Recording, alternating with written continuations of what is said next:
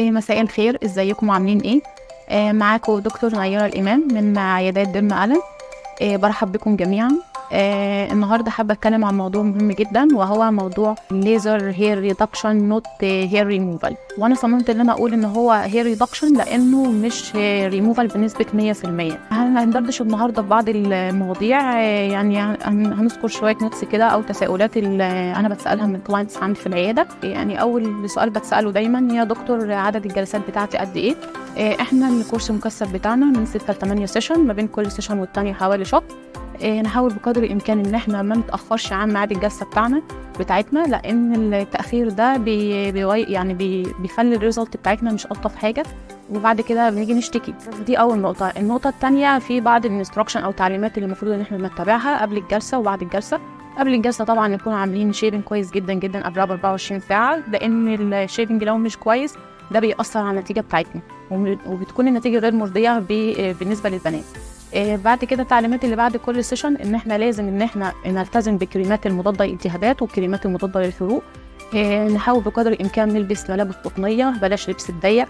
نحاول بقدر الامكان برضو ان احنا نبعد عن التان او نبعد عن اشعه الشمس بالنسبه لو احنا بنعمل ليزر في منطقه الفيس. والتقشير ممنوع البيلينج او جلسات التقشير لمده 14 يوم من السيشن بتاعتنا. النقطه الثانيه اللي حابه اتكلم معاكم فيها وهي عيوب الليزر. اول عيب او اول سؤال اللي بتساله: يا دكتور الليزر بيحصل منه تصبغات او المكان بيغمق معايا؟ ده امر وارد جدا وامر طبيعي. احنا لما بنتعرض لحراره بره لخارجين مثلا ولا حاجه وبنتعرض للشمس، بنخرج نلاقي بشرتنا غمقت شويه. فالليزر ده هو عباره عن طاقه ضوئيه. الطاقه الضوئيه الجسم بتاعنا بيستقبلها على صوره طاقه حراريه، فبتبدا ان هي تحفز انتاج الميلانين في طبقه الجلد، فبيبدا معانا يحصل في اسمرار او في غمقان. هل ده ملوش حل؟ لا طبعا له حل معانا. اول حل لعلاج الغمقان ان احنا نمنع الالتهابات اللي هتحصل اللي بعد كل جلسه عن طريق الانستراكشن اللي احنا اتكلمنا عنها. تاني نقطه ممكن احنا نتكلم فيها برضو عن كريمات التفتيح. بعد الجلسه لمده 3 ايام بنستعمل كريم تفتيح. طبعا لازم نوقفه قبل الجلسه اللي بعدها ب3 ايام. في نفس الوقت برضو بعد ما نخلص الكورس المكثف بتاعنا ممكن ان احنا نعمل جلسات بيلينج، فالريزلت بتاعتنا بتكون كويسه جدا جدا. في نقطه حابه بس اتكلم عنها: في بنات جدا بتيجي تسالني كتير جدا، بتيجي تسالني: يا دكتور انا عملت جلسه او 2 والشعر ما عادش بيطلع، هل المفروض كده ان انا اوقف؟ لا طبعا ما ينفعش ان احنا نوقف. احنا بنخلص الكورس المكثف بتاعنا 8 جلسات كاملين، دي في اي اريا في منطقه الجسم ما عدا طبعا الفيس، ده بياخد حوالي 12 جلسه اب تو 15. دي بس نقطه حبيت انوه عنها. تاني عيب حابه اتكلم معاكم عنه وهو حساسيه الليزر. هل يا دكتور الليزر بيحصل منه حساسيه؟ ايوه بيحصل منه حساسيه. هو حاجه غريبه جسمنا بيتعرض لها، فبيبدا جهاز المناعه بتاعنا يتنشط ضد الحاجه دي.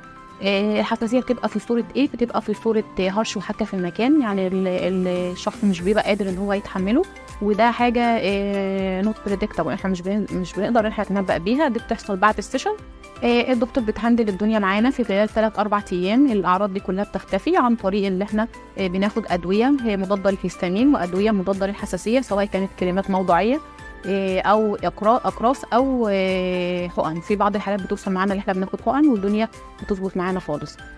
في نقطه بس حابه اوضحها هنا: ان في حالات كتير تيجي تقول لي: يا دكتور انا عملت كذا جلسه ورا بعض وما حصلش الموضوع ده، اشمعنى الجلسه دي بالذات؟ حابه اوضح ان الحساسيه شيء تراكمي. بمعنى انا في اول سيشن اتعرضت لكميه معينه من الليزر، الجهاز المناعه بتاعي بدا ان هو يطلع اجسام مضاده، كميه اجسام مضاده نوت انف ان هي تعمل مانيفستيشن او تعمل اعراض. مع الفيرزر اكسبوجر لنفس الماده او الليزر بيبدا ان الليفل اللي في الدم بيبدا ان هو يعلى لدرجه ان هو عند ليفل معين بنوصل له او ثريشولد معين، بتبداي تلاقي المانيفستيشن تحصل او الاعراض بتبدا تظهر معانا. ثالث نقطه حابه اتكلم عنها وهي انتقال العدوى عن طريق اجهزه الليزر. هل اجهزه الليزر ممكن تنقل عدوى او ممكن تنقل عدوى؟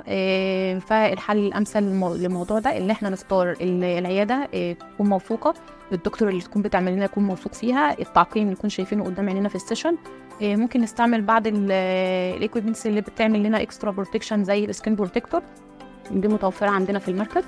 لو مش موجوده ممكن نلجأ بقى ان احنا نستعمل السبيسر او المباعد بتاع الجهاز. دي بتكون بيرسونال خاصه بيكي، بتديكي حمايه كامله وانت بتعملي السيشن وانت مطمنه بنسبه 100%. بالنسبه لنقطه الليزر مع الحمل، يفضل ان احنا نعمل جلساتنا بعد اول 6 شهور في الحمل.